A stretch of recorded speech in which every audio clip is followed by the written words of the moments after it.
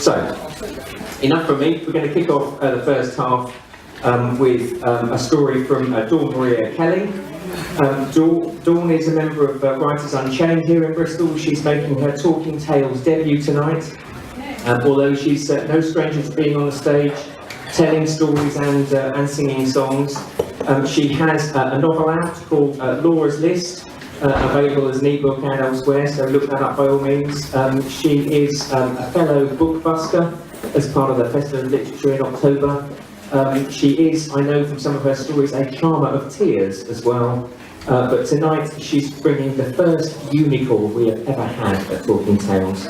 So if I could ask you to welcome, with Lying Down with Unicorns, Dawn Maria Kelly. Thank you.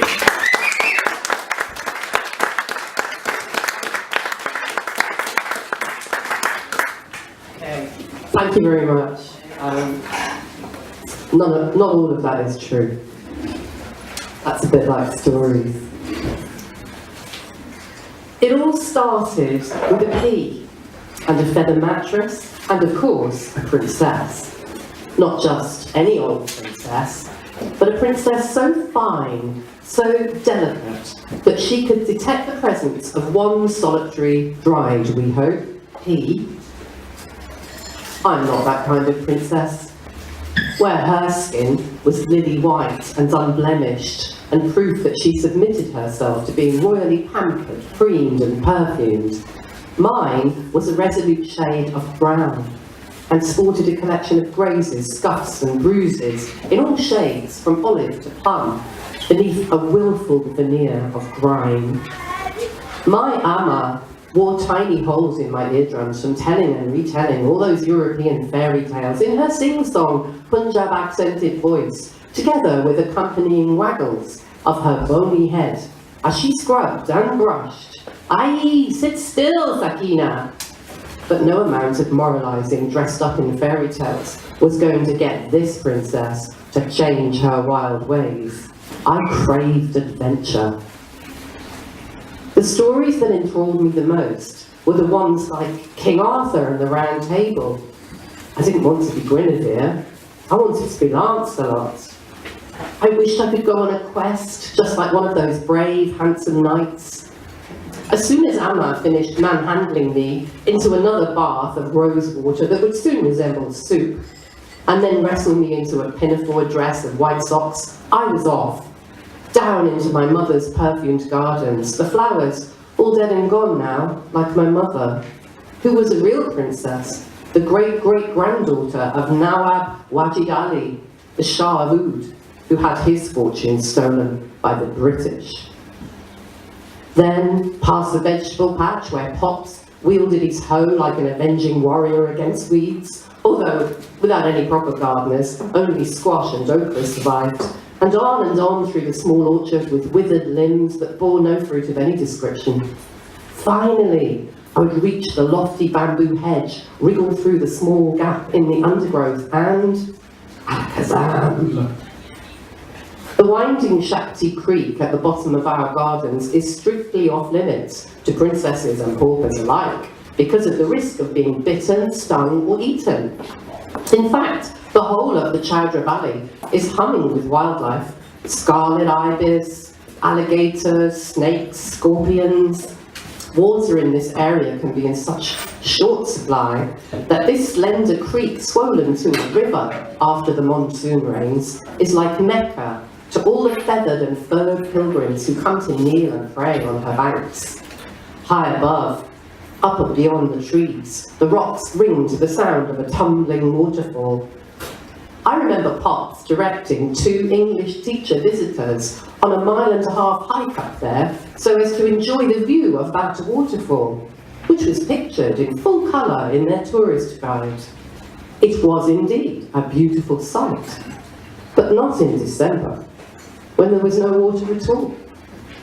Pops and Amma laughed until the tears ran down their faces, and then, when the unhappy pair returned red-faced from their exertions, Pops just waggled his head sympathetically and appeared to lose all understanding of the English language. The sloping forest running along both sides of Shakti Creek is also home to troops of monkeys, wildcats, and timid muntjac deer. But the creature I have set my heart on finding is, no, please don't laugh, the unicorn. I know I'm meant to believe that unicorns only exist in fairy tales, set in dark forests of Bavaria or somewhere. But just like the myths and legends of the Mahabharata here in India, I believe that deep, deep down beneath the soft, feathered layers of all those stories, even the one about the princess and the pea, lies more than a grain of truth.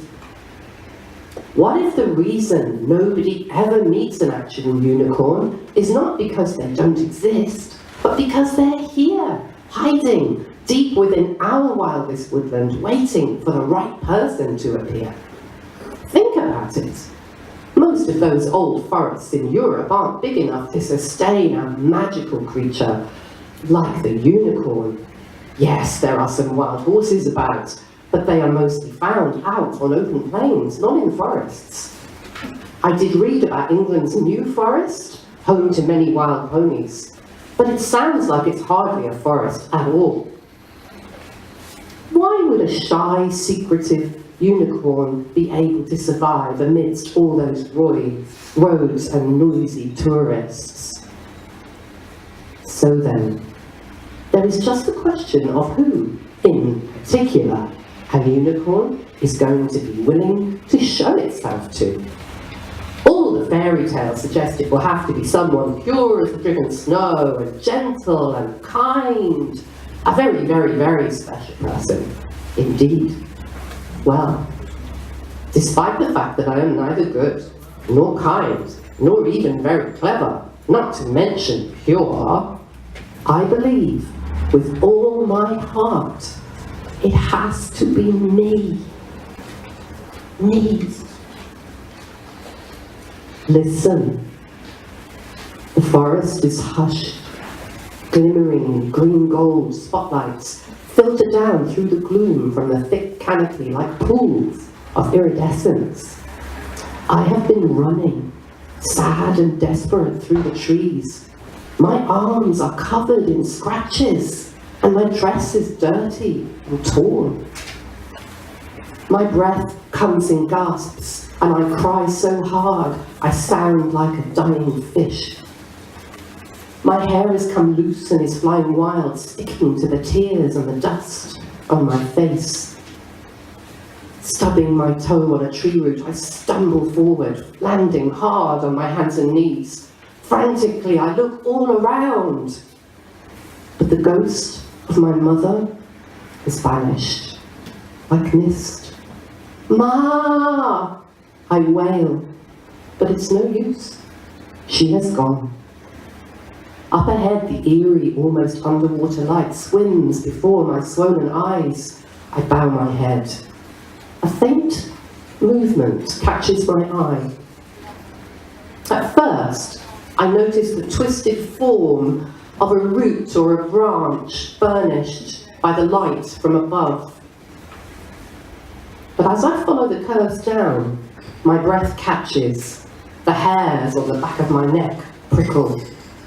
A patch of dappled white, a soft, dark eye.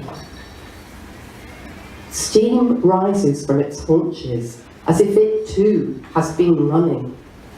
No more than an almost imperceptible nod of its great white head, but I am beckoned. I scramble to my feet, suffused with wonder, no longer afraid. Trembling with uncontained delight, I approach. My movements are like the unfolding pages of a pop-up storybook. Everything falls into place. Its eyes are huge and fringed with long pale lashes. They regard me with such kindness, such absolute acceptance, I'm overwhelmed with gratitude. I weep. Tears of loneliness and sorrow, tears of weariness and lost hope, tears of healing and of absolution. As my tears land on the thirsty earth, a carpet of tiny flowers springs forth and begins to spread under my feet and all around the unicorn. My legs and arms feel too heavy to support me. The unicorn's benevolent eye tells me everything I need to know. Relief floods through me, as smiling shyly, I accept the invitation to lie down. As my flank meets his, my bones soften and my hair fans out across the bed of flowers.